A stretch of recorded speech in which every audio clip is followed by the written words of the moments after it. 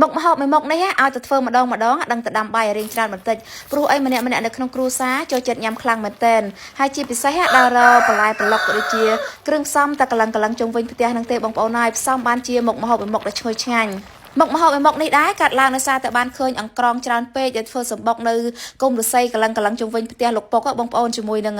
ដើមកាសានេះច្រើនសម្បុកមែនតែនម្ល៉េះហើយក៏នឹកឃើញមុខម្ហូបមួយមុខគឺសម្លម្ជូរក្រាក់ពោះគោលាយជាមួយនឹងអង្ក្រងនេះនិយាយថាខានញ៉ាំយូរហើយបងប្អូនឃើញដូច្នេះក៏ទៅគោះយកទៅមកសម្បុកទេដើម្បីយកមកស្លញ៉ាំកាលពីនៅក្មេងៗឲ្យតែឃើញសម្បុកអង្ក្រងច្រើនបែបនេះនៅមិនសុខទេបងប្អូនហើយបើមិនគោះយកទៅស្ទូចត្រីគោះយកមកញ៉ាំជាមួយនឹងដើមចេកក៏ដូចជាតយ៉ងចេកហើយជាពិសេសយកមកស្លម្ជូរក្រាក់ពោះគោនេះឯងថ្ងៃនេះនឹកឃើញចង់ញ៉ាំសម្លម្ជូរក្រាក់ពោះគោនេះយូរហើយក៏ប្រម៉ែប្រមូលគ្រឿងក្រើក្បែរផ្ទះមានត្រាប់ស្រួយរំដេងរមៀតស្លឹកក្រូចសើចក៏ដូចជាគល់សក្រីនិងបន្លែ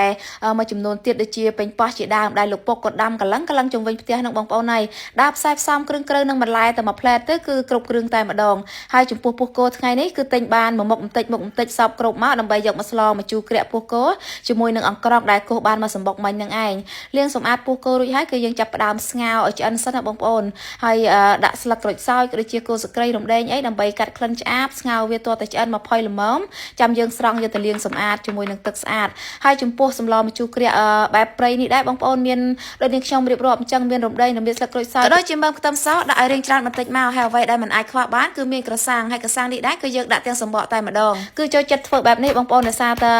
មុខម្ហូបមួយមុខនេះយើងធ្វើបែបនេះគឺមានរសជាតិឈ្ងុយឆ្ងាញ់មែនទែនប្រើសិតតែគ្រឿងខ្មែរហើយរបស់មួយមុខទៀតហ្នឹងគឺមានស្លឹកកន្ទ្រកមួយមុខទៀតដើម្បីដាក់នៅក្នុងសម្លរបស់យើងរឹតតែឈ្ងុយឆ្ងាញ់ថែមទៀតហើយចំពោះសម្លមួយមុខនេះបងប្អូនគឺនាងខ្ញុំអត់បុកគ្រឿងទេគឺទៅលក្ខណៈបែបសម្លម្ជូរព្រៃក្រាក់ពោះគោតែម្ដងបងប្អូនគ្រឿងរបស់យើងមានទាំងប្រមាណគឺយើងដំយកតែម្ដងហាន់ជាកង់អីដូចជាគល់សក្រីជាដើមមានរំដេងរមៀតស្លឹកក្រូចសើចក៏ដូចជាក្រសាំងជាមួយនឹងខ្ទឹមសគឺយើងរំលីងជាមួយនឹងប្រេងឆារបស់យើងនឹងឲ្យឈ្ងុយខ្លាំងហើយបានដាក់ប្រហុកចូលចំពោះប្រហុកដាក់ឲ្យរៀងច្រើនឲ្យរៀងចាស់បន្តិចមកកូរឲ្យឈ្ងុយហើយចាំបន្ថែមជាមួយនឹងស្ករត្នោតនិយាយថាគ្រឿងប្រមាណមុខនេះបងប្អូនហើយកូរបញ្ចូលគ្នាក្លិនឈ្ងុយខ្លាំងមែនទែនបន្ទាប់មកក៏បន្ថែមជាមួយនឹងពោះគោដែលយើងបានហាន់រួចរាល់ហ្នឹងមកបងប្អូនហើយកូរច្បល់ត្រឡប់ចុះត្រឡប់ឡើងដើម្បីឲ្យពោះគោរបស់យើងហ្នឹងចូលគ្រឿងសពឲ្យឈ្ងុយឆ្ងាញ់អញ្ចឹងណាហើយឆ្លៀតពេលដែលកំពុងតកោហ្នឹងក៏មកបង្ហាញវែកដែលនាងខ្ញុំកំពុងតប្រើនេះអាយុកាលមិនតិចឆ្នាំទេបងប្អូនហើយគឺតាំងពីចំនួនសូវៀតបងប្អូនតាំងពីចំនួននាងខ្ញុំមិនទាន់កើតមកម្លេះអាយុកាលចាស់ហើយដែរបងប្អូន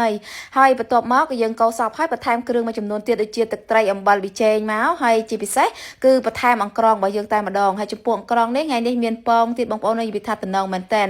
ដាក់កូរចូលគ្នារងាស់វាឲ្យពុះបន្តិចក៏បន្ថែមទឹករៀងខាប់ល្មមតែម្ដងហើយ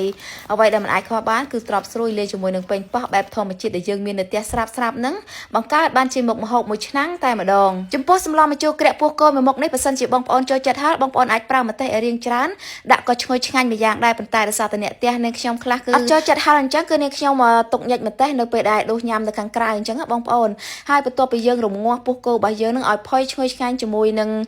ក្រសាំងក៏ដូចជាអង្ក្រងរបស់យើងឲ្យរសជាតិរៀង